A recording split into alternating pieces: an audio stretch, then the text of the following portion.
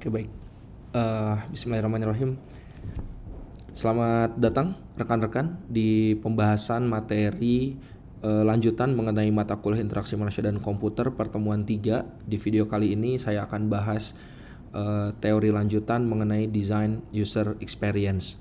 Setelah di pertemuan sebelumnya kita sudah membahas materi mengenai design user interface yang memang fokus pada tampilan gitu, prinsip-prinsip yang ada di tampilan, komponen-komponennya gitu ya. Serta rekan-rekan juga sudah mengerjakan tugas 2, yaitu mereview sebuah website menggunakan metode yang terdapat di UX Law serta Deborah J. Mayhew gitu ya sebagai prinsipal dari UI-nya. Nah, maka hari ini atau pertemuan kali ini kita akan bahas mengenai area UX-nya, di mana memang di IMK spesifik dalam software development gitu, prosesnya itu UX terlebih dahulu gitu ya, baru move ke UI. Nah, maka sekarang kita akan bahas di area UX-nya.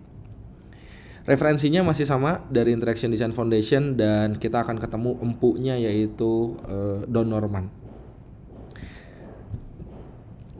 Menurut Don Norman, user experience encompasses all the aspect of the end user interaction with the company, its service, and its product. Jadi, user experience itu adalah segala sesuatu yang berhubungan dengan perasaan. Ketika kita sebagai pengguna menggunakan sesuatu itu bisa berupa layanan, produk, ataupun proses gitu yang sedang berlangsung. Gitu. Jadi secara definisi UX itu adalah proses yang mendukung bagaimana perilaku pengguna itu bisa dinilai, bisa dirasakan melalui metode usability, nguji kegunaannya, nguji desirability-nya atau keinginan yang disediakan dalam bentuk interaksi visualisasi desain dengan sebuah produk atau layanan atau proses tertentu. Nah, desainer UX, nah ini adalah nama role-nya. Dia ini akan menggabungkan riset-riset pasar serta pengembangan produknya serta strategi dan desainnya agar bisa menciptakan experience dari penggunanya agar bisa lebih mudah menggunakan aplikasi ataupun produk digitalnya. Nah, kalau kita sederhanakan definisi perbedaan antara UI dan UX, kalau UX itu fokus pada what you feel when you use a thing gitu. Itu UX, jadi fokus pada feel dari si penggunanya. Kalau UI itu fokusnya adalah what you see and do when you use a thing gitu. Apa yang kamu lihat dan kamu kerjakan ketika kamu menggunakan sesuatu kayak gitu. Nah, itu UI UX definisi secara singkatnya. UX pertama kali sepakati termnya gitu secara kalimat user experience design gitu ya, UX gitu, itu oleh Don Norman tahun 1995. Namun secara histori rekan-rekan bisa lihat timelinenya, UX itu sebetulnya sudah familiar dari zaman 4000 BC gitu ya, dari zaman Feng Shui pada waktu itu, di mana ada teori-teori ruangan yang harus sesuai dengan Feng Shui, dan ternyata kalau kita komparasi Feng Shui dengan filosofi ketatanan Sunda itu sama gitu ya, punya kemiripan lah lebih tepatnya gitu ya, bagaimana tata letak sebuah rumah, sebuah bangunan gitu sesuai dengan kaidah Sunda dan Feng Shui kayak gitu. Nah, itu tuh adalah secara nggak langsung itu adalah experience gitu, feel yang kemudian kita bisa rasakan juga manfaatnya. Naik ke 500 BC ada Ancient Greeks of Ergonomic gitu ya. Di Yunani kuno itu sangat detail dan ketat sekali terkait dengan hal-hal yang berbau ergonomik di sana. Kemudian di early 1900-an Frederick Winslow itu mengeluarkan tentang workspace efisiensi agar tempat bekerja itu lebih efektif efisien. Toyota di 1940 fokus pada value human input di produk-produknya. Kemudian 1955 ada Henry Dreyfuss yang The Art of Designing of the People itu mulai dipopulerkan. Walt Disney mengeksekusinya di 1966 melalui Magical User Experience. Dan ya, produk-produk Apple yang saat ini banyak digunakan juga di dunia 1970 sangat berfokus pada UX, bukan tentang compatibility-nya yang jadi utama tapi UX-nya. Maka compatibility akan mengikuti dari UX-nya. Nah, barulah makna user experience ini disahkan lah oleh Don Norman gitu ya di tahun 1995. Nah, maka bagaimana sih peran desain UX itu sesungguhnya gitu ya. Nah, jadi kalau rekan-rekan lihat pembagian tugasnya itu adalah seperti ini. Jadi sebelah kiri ini adalah yang fokus pada human, sebelah kanan adalah yang fokus pada teknologi gitu. Jadi kita awali itu justru dari UX experience designer ini gitu ya. Kalau di industri pekerjaan UX ini terdiri dari 3 kelompok pekerjaan turunan ya. Ada namanya UX research yang memang fokus pada riset pasar dan kebutuhan pengguna. Yang kedua UX design, ini yang memang fokus pada information design dan interaction design. Ada satu lagi UX writer yang memang fokus pada microcopy ketika si UI aplikasi atau websitenya udah ada gitu ya, tata letaknya udah ada, tinggal fokus pada bagaimana kata-kata atau kalimat yang ada di dalam aplikasi itu lebih enak untuk kemudian dan sesuai dengan kebutuhan pengguna.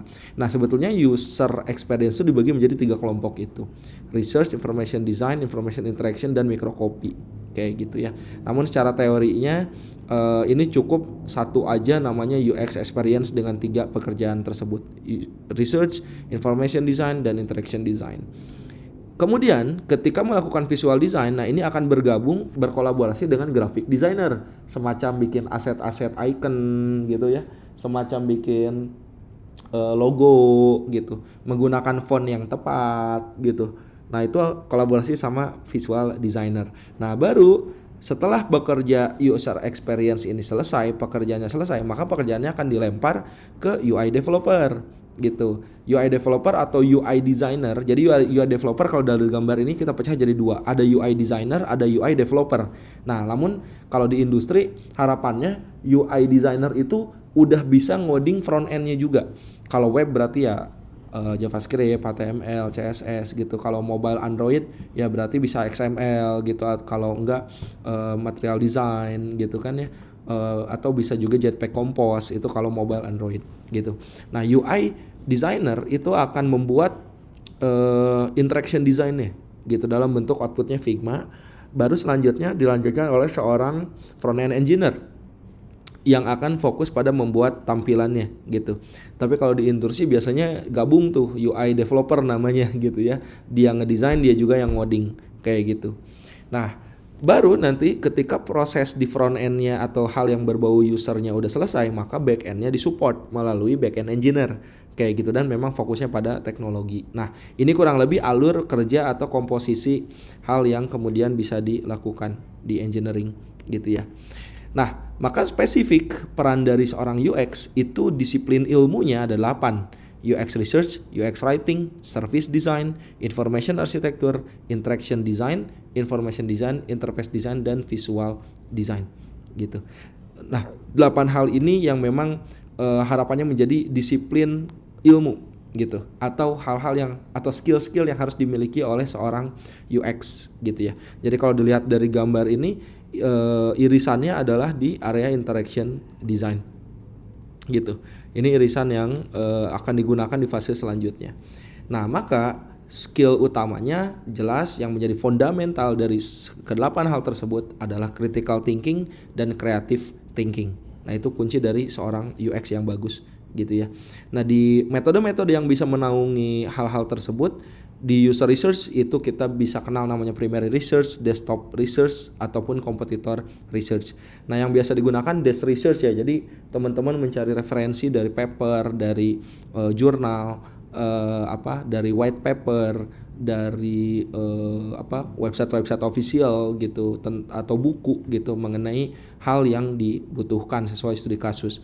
Ataupun yang menjadi landasan teori. Kemudian competitor research itu juga yang paling banyak digunakan di user research, dengan mengkomparasi produk-produk yang udah ada sebelumnya sejenis untuk kemudian diambil hal-hal yang bisa menjadi insight atau masukan. Itu user research-nya. Kalau research analysis, nah ini cukup lumayan banyak gitu ya. Ada kita fokus pada mendapatkan insight dan finding, melakukan customer journey maps, analisis persona, empathy map, site map, task flow, sampai user flow. Ini juga akan dibahas juga nanti after UTS.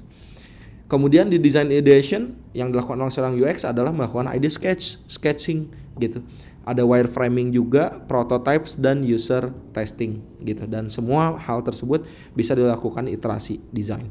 Nah, baru yang terakhir adalah eksekusi, di mana mengeksekusinya fokus pada mentransisikan pekerjaan ke seorang UI designer dan berkolaborasi kerja bersama seorang UI designer gitu ya. Nah, ini peran UX gitu. Semoga rekan-rekan bisa memahami gitu ya dari dua hal ini.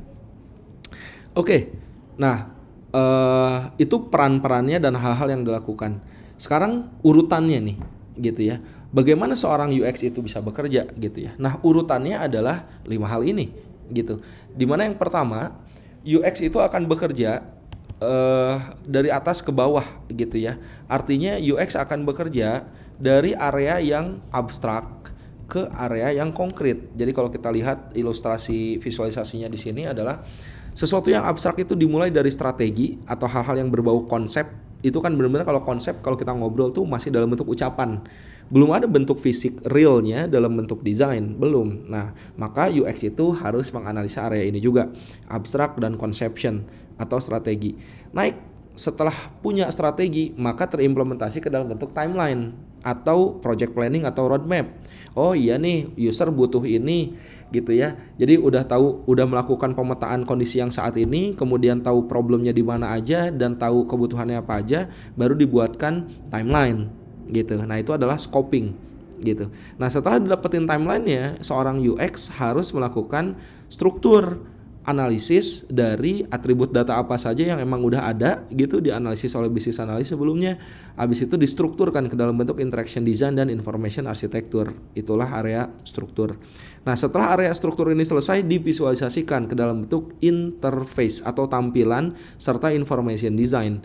Nah, itulah yang kita sebut skeleton gitu. Jadi udah ada mikrokopinya gitu, dan informasinya juga. Nah, baru dituangkan ke dalam bentuk utuh tampilan, namanya surface atau visual design. Nah, disinilah fase komplit atau fase konkret dan fase completion, di mana surface bring all the pieces together into a polished presentation kayak gitu. Nah, teori ini dipublikasikan tahun 2010 gitu, di mana James itu menerbitkan The Element of User Experience gitu. Nah, di buku ini dia berhasil gitu untuk memvisualkan konsepsi yang ada di gambar ini, bahwa kerangka ini adalah kerangka bekerjanya UX untuk bisa memvisualkan hal-hal yang abstrak atau konsep menjadi hal-hal yang konkret atau completion gitu.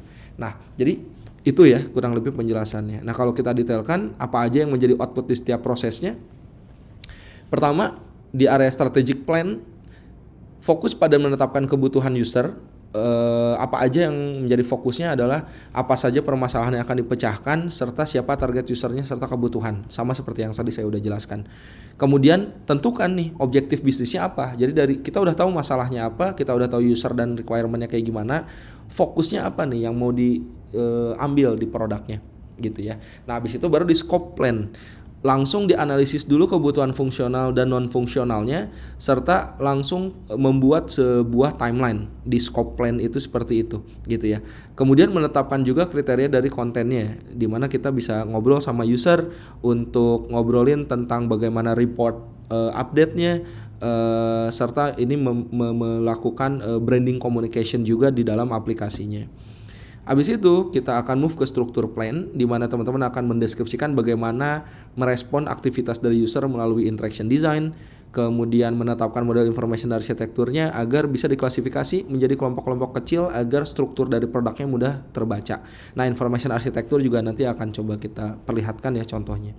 Habis itu baru deh mulai ngedesain elemen-elemen yang minggu lalu udah sempat kita bahas gitu kan. Jadi elemen-elemen di teori UI itu kan ada beberapa komponen gitu ya. Jadi nah di skeleton plan itulah yang teman-teman relate dengan materi di minggu sebelumnya gitu. Jadi di skeleton plan itu teman-teman akan memilih komponen-komponen yang pas gitu, yang bisa digunakan gitu. Contoh input control, kalau emang ada fungsi-fungsi untuk melakukan memasukkan data gitu. Kemudian navigation komponen, ini yang sifatnya navigasi gitu ya.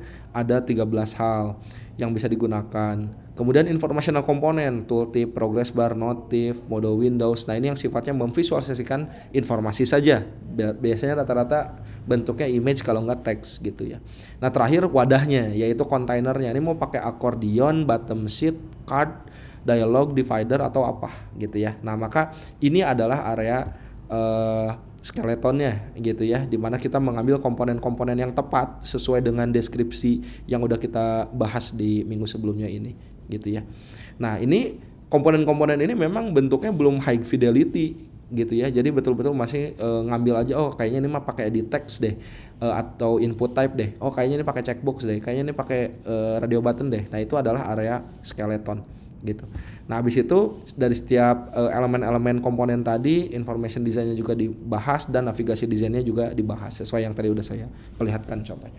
Nah, baru keseluruhan itu menjadi visual. Visual akhirnya adalah bentuk low fidelity design atau kita sebutnya mockup hitam putih gitu. Nah, itulah yang namanya surface plan. Udah, UX itu spesifik pekerjaannya sampai sini saja gitu ya.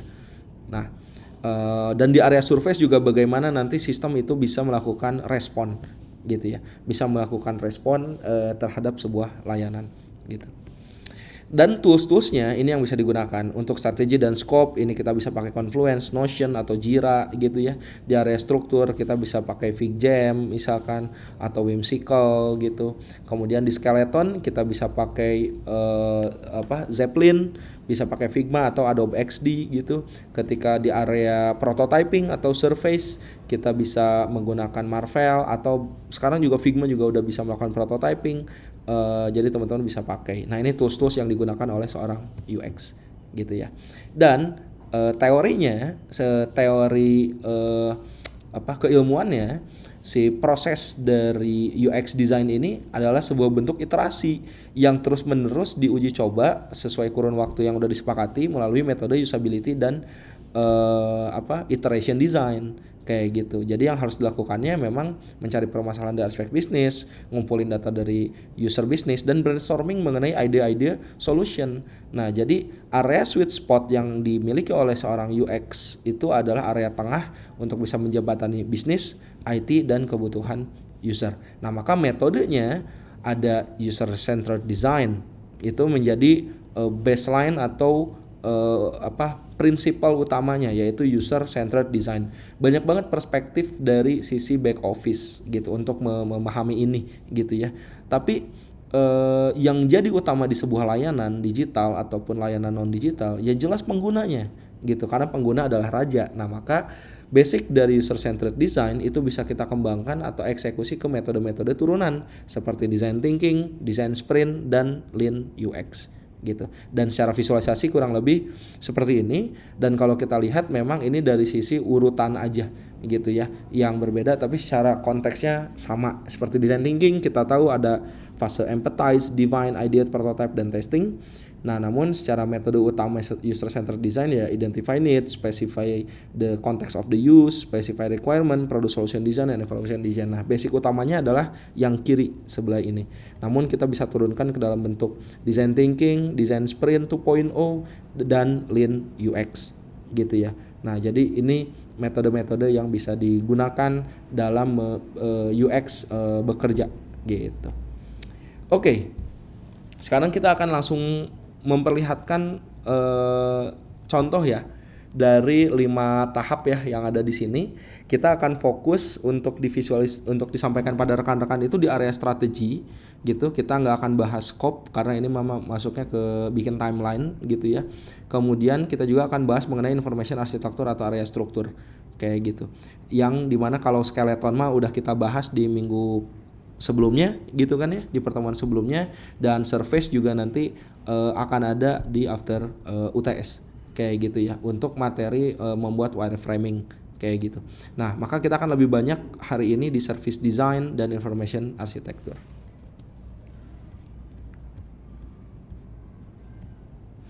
Oke. Jadi di area strategi atau service design gitu, itu metode yang digunakan untuk mengeksekusi service design-nya adalah service blueprint gitu. Jadi service design ini adalah sebuah pendekatan atau filosofi secara menyeluruh untuk menciptakan atau meningkatkan sebuah layanan tertentu dari UMKM atau dari organisasi atau dari perusahaan gitu. Nah, toolsnya atau metode secara praktisnya itu adalah service blueprint, sebuah alat visual berupa diagram yang digunakan dalam proses service design. Service design berfokus pada perancangan layanan yang seimbang antara kebutuhan pelanggan dan bisnis untuk pengalaman yang baik gitu.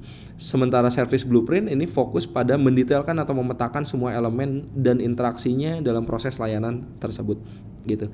Nah, maka secara pembeda ini kita bisa lihat di sebelah kanan gitu ya. Service design fokus pada pendekatan holistik dan eksekusi alatnya kita bisa pakai service blueprint gitu. Goalnya untuk menciptakan pengalaman pelanggan itu adalah service design. Kalau service blueprint ini visualisasinya gitu.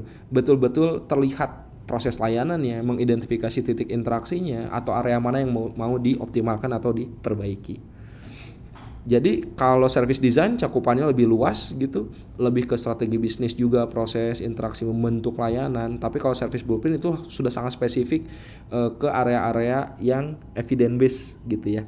Nanti ada istilahnya line of interaction, visibility, proses, evidence, time gitu. Itu ada di service blueprint. Jadi itu ya perbedaan service design dan service blueprint. Jadi, nah sekarang kita akan fokus masuk ke service blueprint. Kenapa? Karena, nah ini kalau 1 minggu kemarin rekan-rekan sudah mengerjakan UX Law menggunakan metode Deborah J. Mayhew gitu ya. Nah 1 minggu ke depan ini akan ada latihan gitu oleh rekan-rekan kerja, oleh apa yang bisa dikerjakan oleh rekan-rekan secara individu. Nama latihan atau tugasnya adalah tugas 3. Rekan-rekan diminta untuk membuat sebuah service blueprint gitu ya. Ambil satu studi kasus nyata yang ada di lingkungannya teman-teman sekitar, tapi spesifik studi kasusnya adalah UMKM aja. Contoh UMKM-nya warteg gitu kan, tempat fotokopian, tempat beli pulsa gitu. Atau rumah makan tertentu gitu ya, atau tukang cukur misalkan, atau tukang jajanan yang di pinggir jalan gitu kan ya, PKL gitu. Atau misalkan agak lebih gede sedikit, Alfamart, Indomart gitu, Unicomart misalkan gitu, atau tempat penyewaan buku, tempat studio band. Nah itu semuanya UMKM kayak gitu yang bisa dijadikan studi kasus. Nah, dari setiap UMKM tersebut tentunya banyak layanan yang diberikan oleh mereka. Nah, teman-teman cukup ambil satu saja layanan untuk divisualisasikan ke dalam bentuk service blueprint seperti yang di kanan ini. Nah, ini contohnya ya. Nah, jadi yang difokuskan di service blueprint, kita nggak berbicara dulu solusi gitu ya. Jadi teman-teman cukup observasi aja bagaimana UMKM itu bekerja di kesehariannya dan ambil satu aja layanan. Misal kalau di fotokopian gitu ya, di tempat fotokopian ya layanannya adalah melakukan fotokopi. Jadi si pelanggan bisa melakukan fotokopi di tempat fotokopian. Nah, gimana prosesnya? Nah, biasanya kalau ngegambarin proses itu kan kita bisa pakai flow chart, flow map gitu kan. Kita bisa pakai BPMN kalau di proses bisnis. Nah, bedanya sekarang di mata kuliah IMK untuk memvisualisasikan proses tersebut, rekan-rekan bisa menggunakan service blueprint. Gitu. Nah, itu yang menjadi kunci 1 minggu ke depan, di mana satu orang dengan orang yang lain di kelasnya tidak boleh mengambil UMKM yang sama. Gitu ya. Jadi cari UMKM yang sering teman-teman datengin gitu ya, dan ya udah kebayang lah gitu ya observasi, dan sehingga teman-teman bisa mengeksekusi ke dalam bentuk visualisasi service blueprint itu ya. Nah, nanti tugasnya dikerjakan 1 minggu ke depan dan juga dilaporkan seperti biasa di sini ya. Jadi di sini teman-teman masukkan ada nama UMKM-nya dulu yang yang teman-teman mau ambil sama nama layanannya apa. Jadi contoh kayak tadi, kayak misalkan layanan fotokopian misalkan gitu, di nama UMKM-nya adalah Xerox fotokopi misalkan gitu. Jadi harus real namanya gitu ya. Nah, kemudian disinilah pengerjaannya. Jadi teman-teman boleh banget nanti ngerjain gambar dari visualisasi service blueprint ini di Miro gitu ya. Saran saya mungkin di Miro gitu. Nanti dari satu area di Miro tersebut teman-teman bisa generate outputnya menjadi PDF ataupun PNG. Nah, file PDF dan PNG-nya teman-teman bisa upload ke Google Drive-nya masing-masing karena ini tugas individu. Kemudian attach linknya di sini gitu ya. Dan baru nanti kasih tahu gitu ya pelaporan di Google Sheet ini setelah di-upload ke Google Drive-nya teman-teman masing-masing itu kapan, hari tanggalnya gitu. Yang jelas batasnya adalah 1 minggu ke depan gitu ya. Nah begitu juga dengan yang ini, untuk kelas yang ini 1 minggu ke depan juga gitu. Nah itu yang menjadi tugasnya. Nah maka seperti apa sih service blueprint itu gitu. Nah saya akan coba jelaskan ya secara konsepnya, jadi teman-teman bisa langsung praktekkan.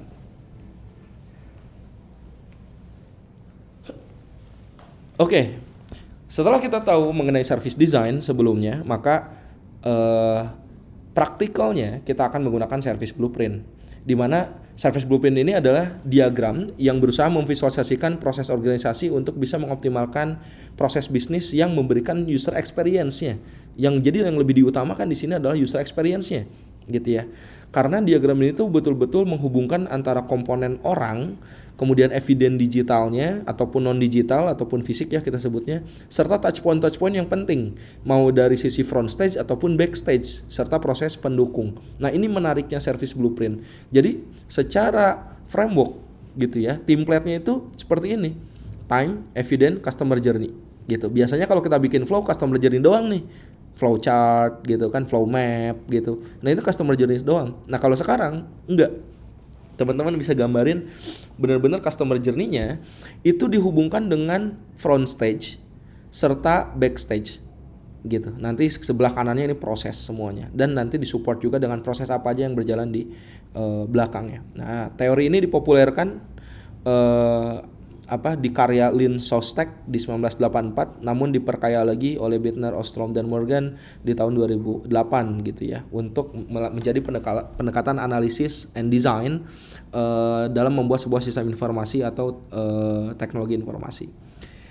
Nah, di dalam swimlane ataupun alur-alur bekerja dari service blueprint itu terdapat beberapa komponen ya, seperti tadi ya, customer action, front stage, backstage, support proses, dan physicalnya. Seperti yang tadi udah dijelaskan, customer journey atau customer action ini adalah langkah-langkah yang dilakukan oleh pengguna atau pelanggan. Jadi kalau teman-teman sebagai pelanggan sebuah rumah makan, nah itu adalah aksinya teman-teman. Itu customer journey gitu. Front stage itu adalah si pelayannya atau customer service-nya atau customer support-nya. Jadi kalau teman-teman beli nasi Padang di samping Unicom, si pelayannya itu yang melayani teman-teman buat ngambilin makanan itu namanya front stage gitu. Backstage-nya adalah orang yang masak di dapur. Sehingga setelah dia memasak di dapur, dia akan memberikan makanannya ke etalase tempat makanan. Nah, itu backstage-nya tuh. Nah, orang-orang yang ada di dapur tentunya kan masak nggak bisa tuh tiba-tiba masak, butuh bahan baku, ya kan? Butuh kompor, butuh gas, butuh listrik gitu, butuh minyak. Nah itu adalah area support proses yang ngedukung semua interaksi yang ada di backstage action kayak gitu. Nah itu sih intinya dari service blueprint.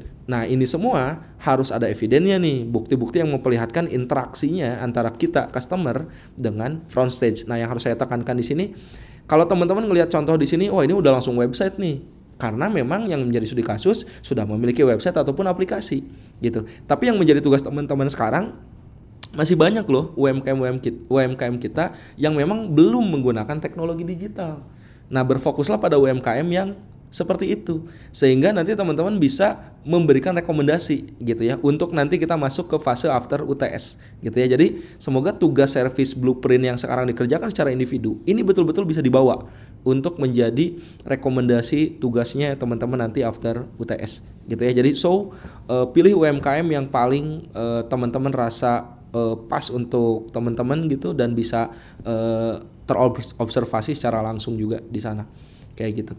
Nah nanti di sana teman-teman harus tahu touch point apa saja yang terjadi di setiap journey dari customernya, seperti ya evidennya apa gitu, ada struknya, ada teksnya, dokumen-dokumen apa aja gitu yang ada di sini itu adalah evidence, dan berapa lama waktu. Nah, ini penting banget. Jadi ketika teman-teman datang ke sebuah tempat makan, nah teman-teman itu mulai dari datang, kemudian memesan menunggu makanan sampai makan. Setelah sampai selesai makan, teman-teman keluar lagi dari tempat makan tersebut. Nah, itu harus diukur waktunya, berapa lamanya gitu ya. Satuannya sesuai dengan teman-teman aja, bisa detik, menit, jam, hari gitu ya. Nah, itu bisa teman-teman cantumkan gitu di area time gitu ya. Oke. Nah, kenapa sih harus pakai service blueprint? Nah, ini adalah untuk menyatukan bahasa dari PM, UX, dan engineer-nya agar kita bisa melakukan pendetailan gitu ya, customer experience, dan bisa menentukan titik-titik yang menjadi fail point atau pain point dari setiap prosesnya gitu. Contohnya juga yang sebelah kanan udah bisa teman-teman lihat. Nah, ini contoh yang tadi visualisasinya gitu ya. Jadi ada pintu belakang, dapur, kasir, dan area makan. Area makan ini kita sebut customer, kasir ini yang kita sebut front stage of interaction, kita sebutnya frontliner, kasir atau layar atau pemesanan gitu. Dapur ini adalah backstage action dari chefnya, manajemennya, tukang cuci piringnya atau peralatan masaknya. Nah, baru ada pintu belakang nih yang memang dia adalah eksternal part gitu ya, yaitu support area seperti vendor untuk bahan makanannya, tempat sampah gitu, listrik. Nah, itu adalah pintu belakang atau area support. Nah, itulah ini adalah visualisasi dari service blueprintnya. Banyak metode sejenis dari selain service blueprint, ada customer journey map, experience map, BPMN, Sigfox, value stream, user story mapping, sampai ke use case diagram gitu ya. Nah, ini ada kelebihan dan kekurangannya, rekan-rekan juga bisa melihat gitu ya perbedaannya. Namun kenapa sih kemudian kapan sih kemudian kita harus pakai service blueprint gitu ya. Jadi silakan pakai service blueprint ketika rekan-rekan memiliki layanan yang lintas sektor atau banyak banget aktornya, kemudian ada fail point yang berulang di operasional tertentu, kemudian perlu perspektif dari dua arah gitu ya, agar kita tahu titik kritisnya ada di mana yang menjadi masalah, dan kita butuh untuk menyusun product requirement dokumen atau PRD. Nah, harapannya teman-teman nggak usah pakai blueprint kalau saat masih eksplorasi itu masalahnya itu masih luas gitu, jadi belum ada spesifik produk gitu ya. Nah, maka solusinya adalah mulailah dengan experience map saja. Kalau target streamline-nya fokusnya udah jelas, maka fokus pada BPMN atau VSM gitu. Tapi kalau mau memecahkan pekerjaan delivery dan prioritas backlog, teman-teman bisa melakukan user story mapping kayak gitu. Nah, nanti after UTS teman-teman akan belajar juga menggambarkan customer journey maps. Walaupun di service blueprint sekarang customer journey maps itu divisualisasikan juga gitu ya. Namun pembedanya kalau pakai metode customer journey maps itu fokusnya hanya perspektif pelanggan aja, tok udah. Tapi kalau service blueprint itu ada front end-nya gitu kan ya, atau front line, ada back line-nya atau back office-nya. Nah, itu jadi lebih lengkap kalau service blueprint. Kalau CJM itu fokusnya hanya tugas, emosi, dan pain point saja. Kalau blueprint itu ada front stage, back stage, dan operasional pendukung. Jadi betul-betul saling melengkapi. Kita lihat template-nya ya, teman-teman. Nah, di sini customer journey map itu adalah area sebelah sini gitu ya. Tapi ya customer journey map hanya fokus pada customer aja. Tapi kalau service blueprint ini lebih menyeluruh. Ada evidence-nya, ada front stage-nya, back stage, dan support proses seperti yang udah saya jelaskan sebelumnya gitu ya. Nah, jadi bagaimana tahapannya bikin service blueprint? Teman-teman tentuin dulu pertama studi kasusnya, customer-nya siapa. Itu yang paling pertama. Saya mau ngebantu siapa sih gitu ya. Misalkan UMKM X misalkan gitu ya. Kemudian fokus pada proses atau layanan yang mau divisualisasikan saja. Yang harapannya itu end-to-end journey-nya udah bisa teman-teman capture di lapangan. Jadi harus end-to-end. Jadi kalau ada proses pemesanan, berarti kan nggak bisa tuh pemesanan doang. Pemesanan sampai pembayaran kayak gitu. Jadi udah harus sepaket tuh si prosesnya gitu ya. Abis itu langsung siapin kerangka 3 pemisah yang ada di sini, line of interaction, visibility, sama internal interaction gitu. Kemudian ada juga tahap selanjutnya adalah melakukan customer action. Nah, itu adalah area yang di sini nih gitu, customer journey dan evidence-nya. Nah, ini adalah hal-hal yang dilakukan oleh customernya atau pengguna atau pelanggannya, dan evidennya apa aja, touch pointnya, serta waktunya berapa gitu. Nanti bisa ditambahin di sini. Kemudian front stage, teman-teman bisa mencatat hal apa saja memang yang menjadi fokus dari atau pekerjaan dari customer service-nya. Back action ini adalah area dapurnya, dan support proses adalah hal yang ngedukungnya. Nah, ada juga additional elemen yang harus teman-teman masukkan. Yang pertama, waktu. Seperti yang tadi udah saya bahas, waktu ini harus di breakdown per proses yang ada di customer gitu. Jadi kenapa kemudian customer journey di atasnya itu time, evidence, dan metric. Nah, inilah utama dari user centric design gitu. Jadi yang difokusin tuh di sininya, bukan di area front stage, backstage, dan supportnya. Jadi teman-teman bisa lihat ya, front stage, backstage, dan support ini nggak ada elemen waktu. Elemen waktu itu adanya di atas serta metrik gitu. Justru yang ada di bawah ini, front stage, backstage, dan support, adanya regulasi. Jadi kalau kita kerja di pemerintahan tuh gitu. Biasanya ASN hanya bekerja berdasarkan regulasi tanpa ngelihat 100% kebutuhan masyarakatnya kayak gimana. Kayak gitu. Makanya butuh diseimbangkan oleh metode service blueprint ini agar antara kebutuhan masyarakat dengan hal-hal yang menjadi regulasi yang rigid itu gitu, itu bisa sinkron. Gitu. Makanya cocok banget service blueprint masuk ke layanan-layanan yang ada di pemerintahan ataupun organisasi. Kayak gitu. Nah, yang selanjutnya yang harus ada juga selain time, metric, dan regulasi adalah emoticon. Nah, emoticon ini teman-teman bisa tambahin di customer journey juga, di front stage juga, sama di backstage juga. Emoticon ini minimal 3 aja. Sedih, harus ada emoticon sedih ataupun enggak. Jadi misalkan negatif 5, negatif atau yang paling buruk gitu ya, kita sebutnya yang paling buruk itu sedih atau marah gitu. Kemudian ada tidak suka atau disappointed, terus ada yang netralnya poker face, jadi mukanya datar biasa aja, ada yang suka senyum biasa, ada yang bahagia gitu, senyumnya lebar gitu ya. Nah, itu 5 ukuran itu ya, image itu yang nanti ditempel tuh di setiap prosesnya. Nah, tujuannya apa? Buat teman-teman nentuin proses mana yang happy, proses mana yang bikin usernya itu nggak happy karena nunggu lama gitu, proses mana yang wasting itu terjadi dan diterima oleh seorang customer. Bahkan bukan hanya customer, si front stage-nya juga mungkin ngalamin hal-hal buruk. Nah, jadi tanda-tanda emoticon icon ini jangan hanya di front stage dan backstage ya, tapi harus ada di customer journey juga. Kayak gitu. Jadi nanti masukin aja 5 emoticon tersebut kayak gitu ya. Dan ini pun sangat boleh gitu ya, emoticon Likert misalkan gitu ya, scale. Nah, ini sangat bisa gitu teman-teman untuk pakai ini. Nah, di sini maksud saya.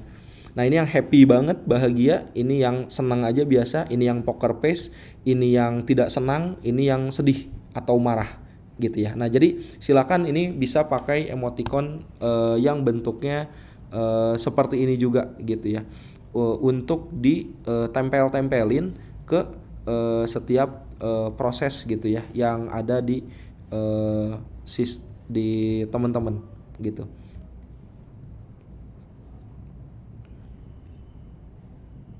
Oke, nah ini as a contoh ya.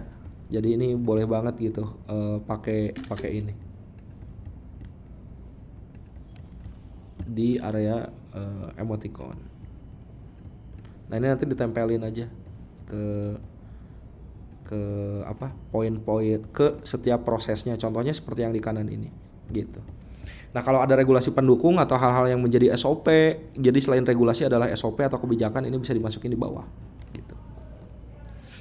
Nah, itu oke, nah kurang lebih seperti itu cara untuk membuat service blueprint. Jadi silakan bisa dilanjutkan untuk dikerjakan gitu ya 1 minggu ke depan untuk service blueprintnya. Nanti minggu depan insya Allah kita akan bahas barengan dengan tugas 2-nya karena ada korelasi secara teori walaupun studi kasusnya berbeda kayak gitu ya.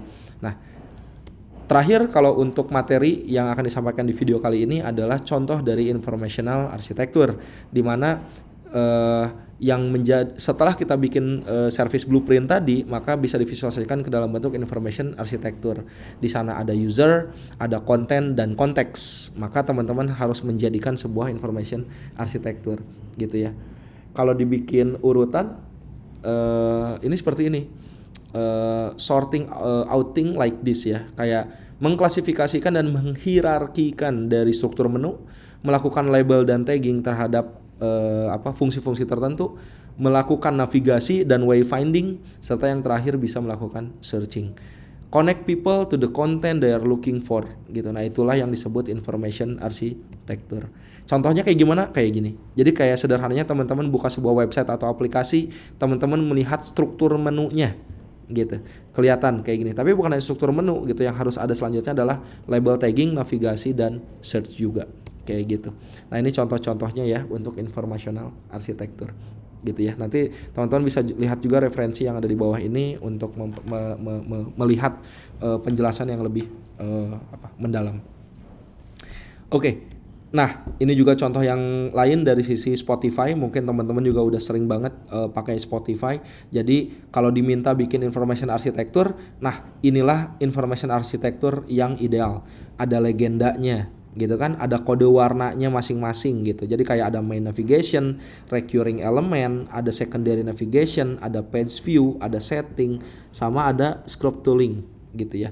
Nah, ini harus beda-beda warnanya gitu ya, karena ya information architecture tuh bukan hanya tentang struktur menu saja, tapi di dalamnya ada main navigation, ada secondary navigation, setting, recurring element, page or view gitu ya. Nah, ini bisa kelihatan di sini.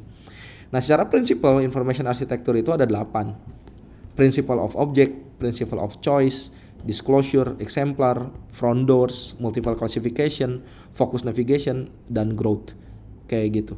Nah, si prinsip-prinsip ini kita bisa lihat contohnya. Contoh ini adalah principle of object. Kita lihat ya. Tahun 2018 sebuah website itu rata-rata bentuknya seperti ini gitu. Tapi sekarang tapi 1 tahun setelahnya gitu ya, di 2019 itu ditambah ini ada objek baru di bawahnya. Other customer have also looked at gitu. Jadi sekarang rata-rata kalau kita buka YouTube gitu, buka Netflix gitu, buka e-commerce apapun, kalau kita ngelihat satu produk tertentu, pasti di bawahnya ada similar product atau hal lain yang mungkin kamu suka. Nah, itulah namanya principle of object gitu. Kemudian ada juga principle of choice. Teman-teman bisa lihat yang sebelah kiri ini ada non-categorized menu gitu ya. Tapi sekarang udah banyak banget melakukan categorize. Nah, di sini kita bisa pakai metode namanya card sorting untuk bisa mengelompokkan setiap komponen yang ada di sini gitu. Jadi user bisa lebih dimudahkan gitu dengan kelompok kategorisasi ini. Yang ketiga ada principle of disclosure gitu. Jadi teman-teman bisa lihat dulu kalau kita buka website, menunya tuh bentuknya kayak gini, carrot cake, cheesecake, tiramisu, kayak gitu kan. Nah, namun oke, ini secara menu sangat oke banget kayak gini. Tapi ketika diklik dan divisualisasikan, nah ini udah jadi seperti yang di bawah ini. Udah bener-bener full, ada image-nya, ada ratingnya, deskripsinya, ada kandungan gizinya, ada gambarnya juga secara detail lengkap gitu. Nah, yang keempat ada principle of exemplars gitu. Jadi benar-benar ini dikeluarkan nih sesuai dengan kelompok kategorinya, tapi masih ada di kelompok yang lebih besarnya lagi. Jadi ada 3 layer ya. Ini ada submenu kedua, submenu ke 1, ini ada menu utamanya gitu. Kemudian ada principle of front door. Ini bisa kelihatan dari hal-hal yang muncul di depan langsung. Misalkan booking.com atau di New Home Times, ini ada menu-menu langsung di atasnya. Ini adalah front door. Terus ada focus of the navigation, mungkin kayak Facebook gitu ya. Jadi benar-benar navigasinya tuh ada menonjol ke depannya gitu. Nah, ini bentuk dari implementasi information architecture. Sama ada juga the focus of growth. Nah, ini disesuaikan dengan kebutuhan bisnis mana yang mau dimunculin ke layar lebih utama, karena fokus pada kebutuhan pendapatan bisnis dari sebuah organisasi atau perusahaan. Makanya yang dimunculin lebih depan adalah area-area yang pengen kita kejar revenue dari bisnisnya. The principle of growth gitu. Nah, kalau udah beres bikin information architecture, teman-teman langsung eksekusi ke dalam bentuk komponen-komponen UI. Habis itu bikinlah sebuah bentuk surface yang utuh namanya low fidelity gitu ya, atau mockup gitu ya, atau desain hitam putih. Nah, disinilah kita bisa melihat visualisasinya secara utuh, output dari pekerjaan seorang UX designer gitu ya. Dan kalau udah beres desainnya, jangan lupa di testing, bisa menggunakan metode yang tadi, usability testing, ketika desainnya udah beres. Namun selama proses pembuatan ini kita bisa menggunakan card sorting, tree testing, ataupun user testing menggunakan wireframe kayak gitu. Oke, kurang lebih seperti itu ya materi yang bisa saya sampaikan untuk rekan-rekan di pertemuan 3 kali ini. Silakan mengerjakan tugas service blueprintnya 1 minggu ke depan dengan studi kasus seperti ini. Jadi cukup deliverable-nya 1 gambar aja gitu ya, bentuknya PNG ataupun PDF yang nanti akan dibahas di after minggu depan kayak gitu ya. Dan jangan lupa setelah mengerjakan dilaporkan juga ke sini gitu ya. Jadi nama UMKM sama layanannya apa, kemudian gambar hasil visualisasinya gimana, sampai ke hari tanggal untuk pelaporan di Google Sheet ininya kapan gitu. Baik, mungkin itu saja yang bisa saya share. Kalau ada yang mau ditanyakan bisa feel free kontak saya di WhatsApp. Saya izin tutup materi pertemuan 3 user experience kali ini dengan alhamdulillahirrabbilalamin. Semoga materi service blueprint yang lebih didetailkan di materi kali ini bisa memberikan gambaran fundamental namun tetap holistik gitu ya, yang bentuknya langsung taktikal, teknis untuk bisa memulai bagaimana transformasi kebutuhan dari hal yang abstrak atau konsep menjadi satu bentuk yang konkret dan completion gitu. Itu saja, saya izin tutup dengan alhamdulillahirrabbilalamin. Wassalamualaikum warahmatullahi wabarakatuh. Hatur nuhun semuanya.